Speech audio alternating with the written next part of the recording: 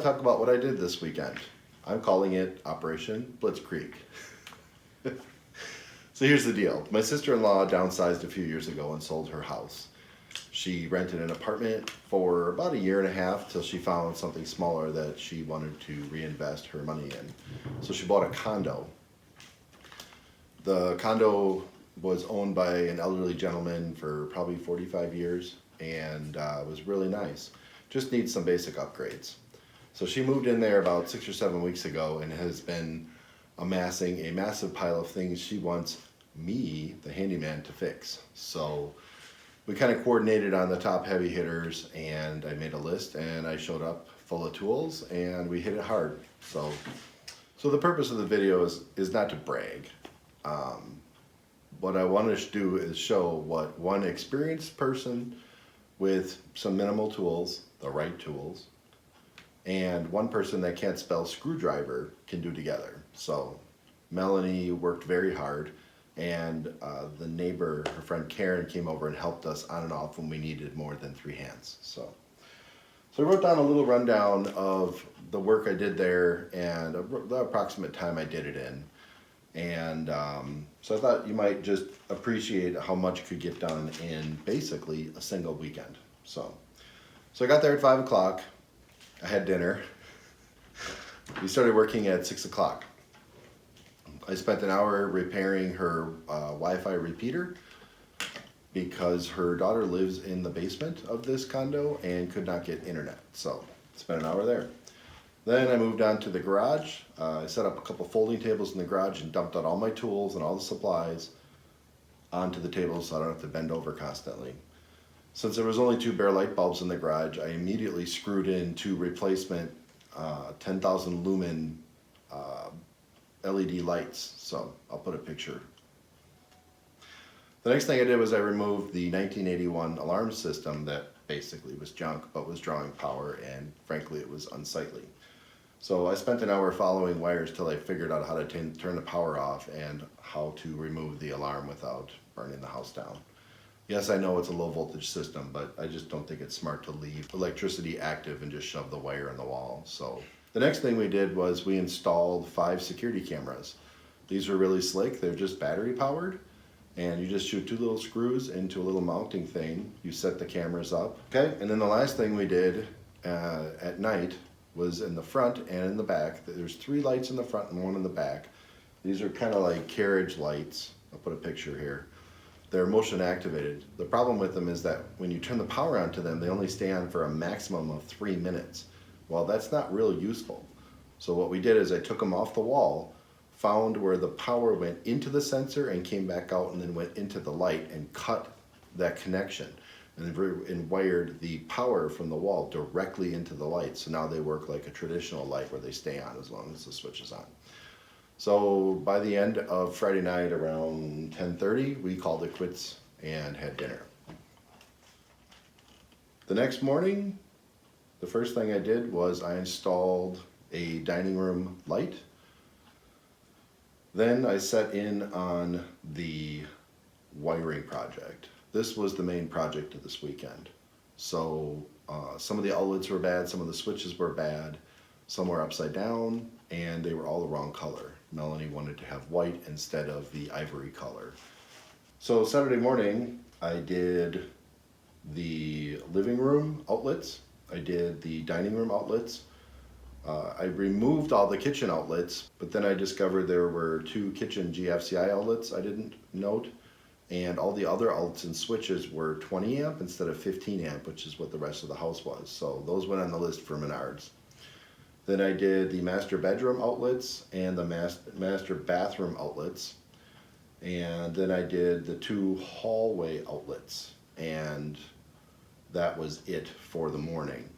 By then I had a list of all the electrical that I needed to buy at Menards that I was missing. So then we went to Menards and purchased the rest of the supplies, had a quick lunch, and then I went back in the afternoon and I finished all the kitchen outlets and switches so that we could turn the power on to the majority of the house. After that, it was probably around 5 o'clock, and I installed a new overhead ceiling fan because the one that came with the house did not have lights, and just the way the house is built, the living room is kind of dark, so she wanted to have some lights in her living room, so we did that. So then the last thing I did was I put together a bed frame and bed for her folks who were visiting in town for the weekend and taking her daughter to a car show up in Ypsilanti, Michigan on Sunday morning. So by the time we were done, it was about 7:30, 8 o'clock. We had pizza from Barnaby's and we called it quits for the night.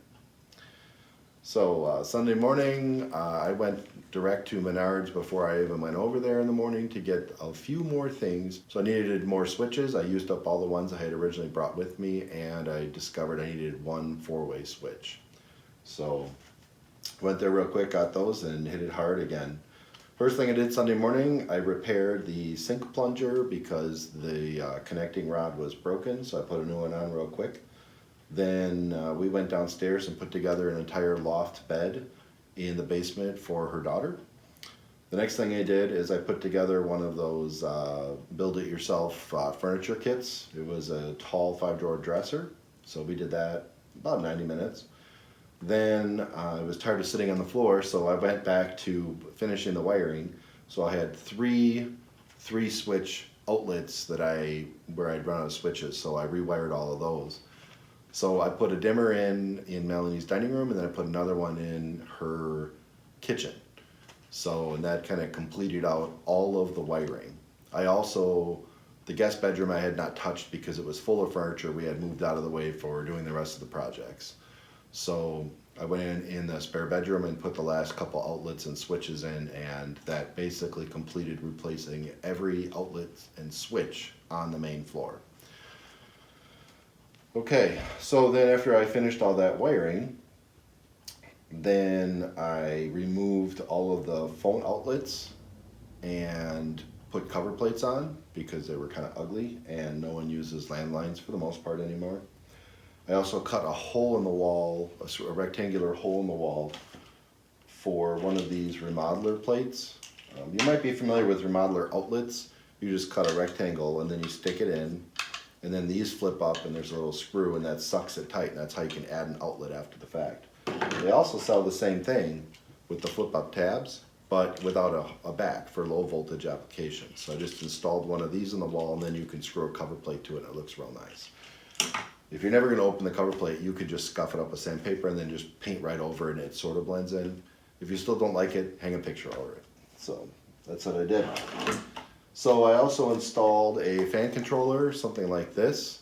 It gives you a dimmer and a fan speed that you can vary infinitely. That way you can get rid of the pull chains, which are always a hassle. These are really nice. I also put a motion sensor in the garage, something like this. Just these are called motion sensors or occupancy sensors. It's just on off. So because the garage has no windows, it's nice when you walk out from the house into the garage, the lights automatically come on. It's just, in my opinion, a safety thing. So in terms of cost, if you go to most large home improvement stores, they sell outlets and switches in multi-packs, and the plates too. So I mean, here's an example, you know, a 7-pack of 15 amp basic switches in white. I think these are like $8 or $9. So I bought outlets this way, switches this way. I bought all the plates in 10 packs, and I just showed up with way too much. And the plan is whatever I didn't open, I can just take back. Nothing's damaged. So after I got done finishing all the wiring, then I put together a short and wide dresser. That took a lot because we got thrown for a loop because some of the holes were not drilled correctly by the factory, but we got it figured out.